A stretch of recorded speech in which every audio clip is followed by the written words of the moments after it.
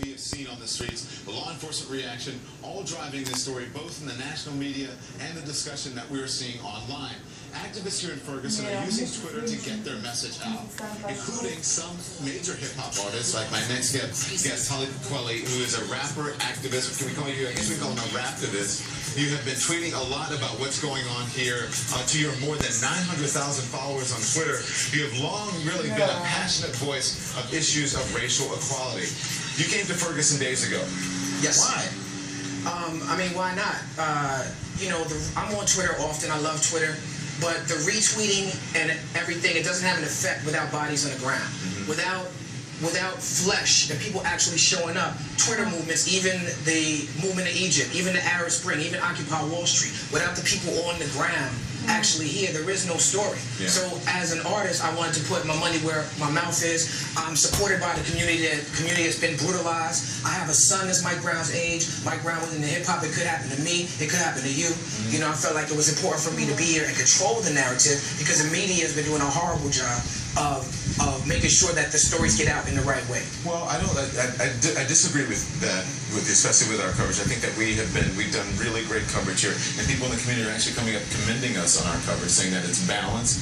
We've been telling the stories of young black men and their interactions with police officers. I don't think the entire media has been bad. No, I don't think. I think what you're speaking about is intentions, and I don't think, you know, especially an organization like CNN, I don't think the intention is to not be fair or balanced. But we live in a world that's run by white supremacy, and that's the narrative and language of the oppressors taking over. On CNN.com right now, you have a story up that says, Ferguson calm until bottles fly. Well, that's inaccurate, because I was there that night, you know what I'm saying? And that's not what happened. Well, and the first thing in the story it says is police chase down men. Well, let me finish my point. That's not what happened where you were. I was there right there with the article, the situation you're talking about. I was right there. That's what happened. But that's not what happened where you were. That's exactly what happened. I'm going to let you finish your point. No, you're not, because you're talking. Yes, I am. I'm going to let you finish your point. Let me finish my point before you talk. Okay, good. Let me finish my point before you talk. I want to address something you said. We don't have to have an interview if I can't talk. If I can't talk, we don't have to have an interview. Okay, I'm going to let you talk. Well, you're I'm saying that's what happened where you were, and police say you're not seeing everything that happens, that goes on. You can't see everything. I'm only telling you my perspective. Can I finish telling you my perspective, and then you can respond? Because that's how you have a conversation. I understand that. You don't have to have a conversation. You have to listen to me as well. Okay, well, let me just explain something. I would listen to you if you had the decency. Let me finish. If you had the decency to greet me. I do have decency. I invited you to come. All right, let me tell you what happened. You didn't invite me. Nicole invited me. First of all, you came up. You didn't even say nothing to me. You on your phone the whole time. You asked how to pronounce my name, and then you have no respect for who I am. So let me finish saying what I have to say, or else I'm gonna leave. Okay. Either I can finish saying what I'm at. You asked me. I was at it from my perspective. Go ahead. All right, for what I saw with my own eyes. That's what I'm saying to you. Okay, and I was there on the ground. All right, that's not what happened. The CNN reports on your website says it chased men down. No, it chased men, women, and children down. The CNN report, the headline says, "Calm until bottles fly."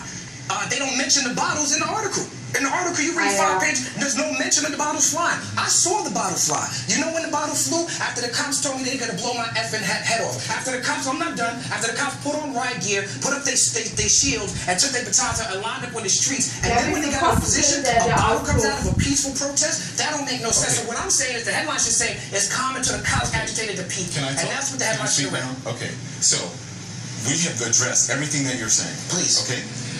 That's what you saw from your position. That's why I'm here. You're not seeing everything that's going on. Of course not. So from your position, the article that you're looking at on CNN is one of hundreds, if not thousands, that are written. That's true. And also is a small part of 24 hours of news coverage that we have here on CNN. Which is why I said it wasn't intentional. Which is why I said it wasn't intentional. As far as you saying me coming up, I have a job to do. What I'm doing on television is in this phone. I'm reading. Hang on. I'm reading. I would have never expected to greet you if I've never met you before, brother. I'm reading. To greet you, say how you doing. I said how you're doing. No, you did not. I did. No, you didn't. That's a lie. No, you didn't. You didn't on tape. No, you didn't. You skated by here, and I said hello to you, and you said, "Hey, what's up?" You didn't say, "Mommy," you didn't do none of that. I'm trying to get my hair. I'm working. I'm saying hello to you. I'm trying to be respectful to you to make sure that I say your name properly. People call me Don Lemon. If someone came on, I would say, my name is Don Lemon. So I just want to make sure I'm respectful to you so that I say your name properly. I said hello to you. I am very busy here. I'm not trying to disrespect you. I invited, and CNN invited you to be on CNN so we can have this conversation. And I don't mind having this conversation and having this argument. I think this is what we should do. But we have to listen to each other. Right, but the first thing you did that stopped this conversation from communicating... Hang on, producers. I think this is very important.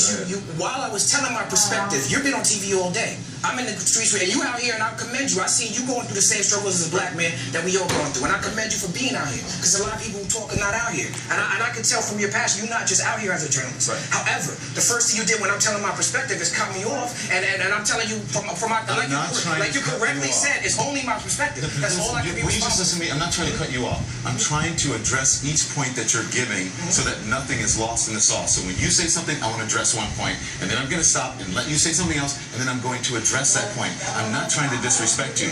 What I'm trying to do is get on television so that I can get you on and have a conversation. My job is to represent what I saw, and I have 90 seconds at least to speak when you ask me a question. I know how this goes. For me to answer, I got 20 seconds out. Let me say my piece first, and then we can have a conversation. Okay, so let me tell you this. So for the past 2 minutes, right, the producers have been rapping me saying, let's go. I'm standing here having a conversation with you. If I tell you I'm going to let you speak, I mean that. I'm going to let you speak.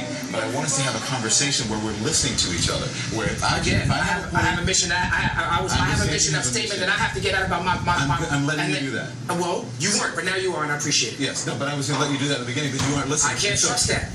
I can't trust that, brother. I can't trust that, brother. So what am I going to do with that? But have you been on, and I'm letting you have this. Yes, you are, and I commend you for it. All right, well, thank you. Good. Thank you. We'll continue having this conversation. I want to say for people to keep the focus on Mike Brown. I want to say if you people out here say because they don't see protest movement, why no one protests about black on black crime? Why no one protests? Just because you don't see it, just because you choose to ignore it, don't mean it don't exist. There's an organization for black struggle. They out here. NSC International is out here. Dream Defenders is out here. Advancement Project is out here. Black Youth Project is out here. Look them up, support them. See Art Ferguson, Anonymous. We gotta go. You're gonna give me practice. We gotta go to commercial break. Are we good? Yes. Yes, we're good. We're good. You know what I'm saying? The emotions is flaring high, but we good. No, but this is what we need to do. No doubt. This is how we talk around the kitchen table. And so we need to exactly. Thank you. All right. Appreciate it. We'll be right back.